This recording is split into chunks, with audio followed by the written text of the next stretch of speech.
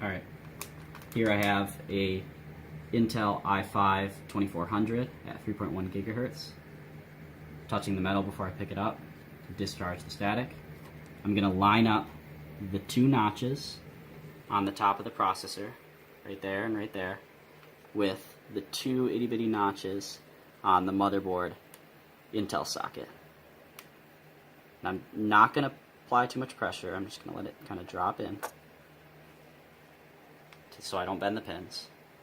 And I'm going to put the bar down and lock it in place. There you go.